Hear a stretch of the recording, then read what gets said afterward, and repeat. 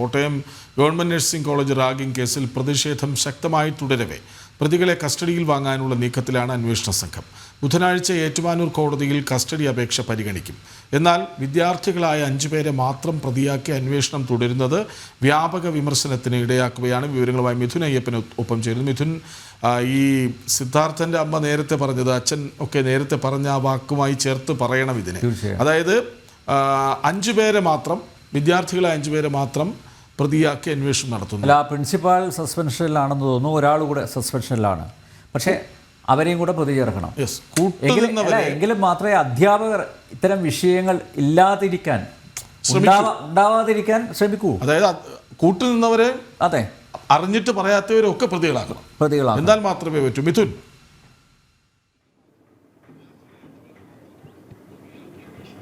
തീർച്ചയായിട്ടും ആ തരത്തിലുള്ള വിമർശനമാണ് ഇപ്പോൾ കേസിന്റെ അന്വേഷണം പുരോഗമിക്കവേ വ്യാപകമായി ഉയർന്നുകൊണ്ടിരിക്കുന്നത്. പ്രതിപക്ഷവും അതുപോലെ തന്നെ BJPയും ഇക്കാര്യം തന്നെ വീണ്ടും ആവർത്തിച്ച് ഉന്നയിക്കുന്നുണ്ട്.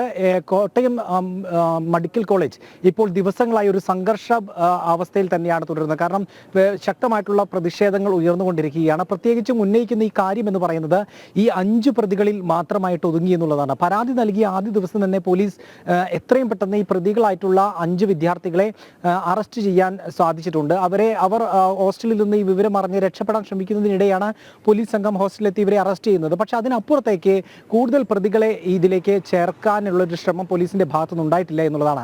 പോലീസ് ഇപ്പോൾ ഈ അവസ്ഥയിലും പറയുന്നത് മറ്റാരെയും പ്രതി ചേർക്കേണ്ട അവസ്ഥയില്ല എന്നുള്ളത് തന്നെയാണ്. പക്ഷേ നമുക്കറിയാം, ഈ ഹോസ്റ്റലിൽ ഒരു വാർഡൻ ഉണ്ടായിരുന്നില്ല. നേരത്തെ അനിൽ നമ്പ്യാർ പറഞ്ഞതുപോലെ തന്നെ ഈ ഹോസ്റ്റലിൽ ഒരു വാർഡൻ ഉണ്ടായിരുന്നില്ല. ഹൗസ് കീപ്പിംഗ് കം സെക്യൂരിറ്റി എന്ന് പറയുന്ന ഒരു താൽക്കാലിക ജീവനക്കാരൻ മാത്രമാണ് ഉണ്ടായിരുന്നത്. സാധാരണ സർക്കാർ ഇത്തരം കോളേജുകളിലെ പ്രിൻസിപ്പൽ, അസിസ്റ്റന്റ് പ്രിൻസിപ്പൽ തന്നെയാണ് അവിടുത്തെ വാർഡന്റെ ചുമതലയും ഉണ്ടായിരുന്നത്. അവരൊരിക്കലും ഹോസ്റ്റലിൽ തങ്ങാറില്ല. അത്തരത്തിലൊരു ഹൗസ് കീപ്പിംഗ് കം സെക്യൂരിറ്റി എന്ന് പറയുന്ന വ്യക്തിയാണ് അവിടെ ഉണ്ടായിരുന്നത്. 3 മാസത്തോളം ഈ സെക്യൂരിറ്റിയുടെ റൂമിന് തൊട്ടടുത്തുള്ള റൂമിൽ വെച്ചാണ് ഇത്തരത്തിൽ ക്രൂരമായിട്ടുള്ള പീഡനം, അതിക്രമം 1ാം വർഷ വിദ്യാർത്ഥികൾക്ക് നേരിടേണ്ടി വന്നത് എന്നുള്ളതാണ് ഏറ്റവും വലിയ യാഥാർത്ഥ്യം. ഇത്തരത്തിൽ നമ്മൾ പുറത്തു വന്ന ആ വീഡിയോ ദൃശ്യങ്ങളിലടക്കം വലിയ വേദനയോടെ വലിയ നിലവിളിക്കുന്ന ദൃശ്യങ്ങളാണ് പുറത്തു വന്നിട്ടുള്ളത്. അത് ഡിസംബർ 13 മാത്രം നടന്ന സംഭവമാണ്. നവംബർ 4-ാം തീയതി മുതലാണ് 1ാം വർഷ വിദ്യാർത്ഥികൾ അവിടെ പഠനം ആരംഭിച്ചത്. അന്ന് മുതൽ ഈ ക്രൂരമായിട്ടുള്ള പീഡനം ഇപ്പോൾ പുറത്തു വന്ന ദൃശ്യങ്ങൾക്ക് പുറമെ വലിയ രീതിയിൽ അവിടെ സംഭവിക്കുകയാണ്. പക്ഷേ അത്തരത്തിൽ നിലവിളിയെല്ലാം ഉണ്ടായിട്ടും, അത്തരത്തിലുള്ള വലിയ അതിക്രമം എല്ലാം ഉണ്ടായിട്ടും ആരും അറിഞ്ഞില്ല എന്നുള്ള വാദം ഒരു തരത്തിലും അംഗീകരിക്കാനാവില്ല, വിശ്വസനീയവുമല്ല.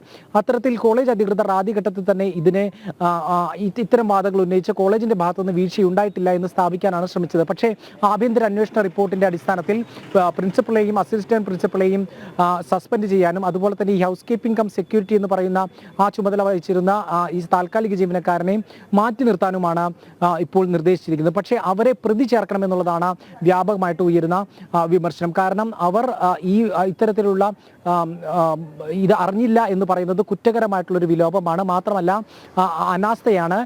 ഈ അറിഞ്ഞിരുന്നില്ല എന്നുള്ള വാദത്തെ പോലും സംശയത്തിന്റെ ദൃഷ്ടിയോടെ മാത്രമേ കാണാൻ സാധിക്കൂ എന്നുള്ളതാണ് ഉയർന്ന വിമർശനം. മറ്റൊന്ന്, ഈ വിദ്യാർത്ഥികളുടെ വിദ്യാർത്ഥി സംഘടനാ പശ്ചാത്തലമാണ്. നമുക്കറിയാം, സിദ്ധാർത്ഥന്റെ അടക്കമുള്ള വിഷയങ്ങളിൽ എന്താണ് സംഭവിച്ചത്, പോലീസ് അന്വേഷണത്തിൽ എന്താണ് സംഭവിച്ചത് എന്നുള്ളതാണ്. അതുകൊണ്ട് തന്നെ ഈ അന്വേഷണത്തിൽ ഒരു തൃപ്തി രേഖപ്പെടുത്താൻ ആർക്കും ഒരു തൃപ്തരല്ല എന്നാണ് കോൺഗ്രസ് അടക്കമുള്ള കക്ഷികൾ വ്യക്തമാക്കുന്നത്. കാരണം ഇത്തരത്തിൽ മറ്റു വിദ്യാർത്ഥികളെ കൂടുതൽ വ്യാപകമായിട്ടുള്ള അന്വേഷണത്തിലേക്ക് പോകുന്നില്ല.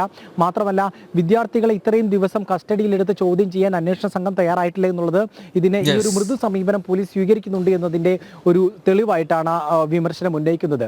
അത്തരത്തിൽ ഏതായാലും ഇപ്പോൾ നാളെ ഇത് സംബന്ധിച്ച കസ്റ്റഡി അപേക്ഷ നൽകി നാളെ കോടതി ഈ കസ്റ്റഡി അപേക്ഷ പരിഗണിക്കുകയാണ് എന്നുള്ളതാണ് പോലീസ് വൃത്തങ്ങളിൽ നിന്ന് നമുക്ക് ലഭ്യമാകുന്ന സൂചന.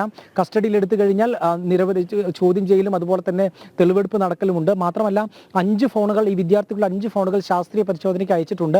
നിലവിൽ പുറത്തു വന്നിട്ടുള്ള ഈ വീഡിയോയ്ക്ക് പുറമെ മറ്റേതെങ്കിലും വിദ്യാർത്ഥികളെ പീഡിപ്പിക്കുന്നതായിട്ടുള്ള വീഡിയോകൾ ഉണ്ടെങ്കിൽ അത് വലിയ സ്ട്രോങ് എവിഡൻസ് ആണ്. അതെല്ലാം കണ്ടെത്തേണ്ടതുണ്ട്.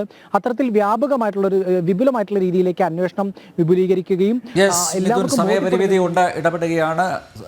കൃഷ്ണരാജ്, സിദ്ധാർത്ഥന്റെ സ്മൃതി ദിനത്തിൽ ഞങ്ങൾ ഒരു ക്യാമ്പയിൻ ആരംഭിക്കുന്നു അല്ലേ, റാഗിങ്ങിനെതിരെ. റാഗിംഗ് മൂലം ബുദ്ധിമുട്ട് അനുഭവിക്കുന്ന വിദ്യാർത്ഥികൾക്ക് ഞങ്ങളെ നേരിട്ട് വിളിക്കാം. ഞങ്ങളുടെ നമ്പർ തരാം. നിങ്ങൾ തുറന്നു പറയുക.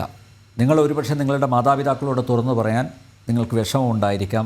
നിങ്ങളുടെ സ്വന്തം ചേട്ടന്മാർ എന്ന രീതിയിൽ ഞങ്ങളെ ബന്ധപ്പെടുക, ഞങ്ങൾ ഈ വിഷയത്തിൽ വലിയൊരു ഉദ്യമമാണ്. ബന്ധപ്പെട്ടവരെ അറിയിക്കുന്നതായിരിക്കും. കേൾക്കാതിരിക്കട്ടെ, ഉണ്ടാകാതിരിക്കട്ടെ എന്ന് പ്രാർത്ഥിക്കുന്നു. പക്ഷേ ഇത് ഈ ഒരു കാണത്തത്തിന് എന്നേക്കുമായ അറുതി ഉണ്ടാവണം. അതിനുള്ള ഒരു പോരാട്ടമാണ് ഇന്ന് തുടങ്ങി വെക്കുന്നത്.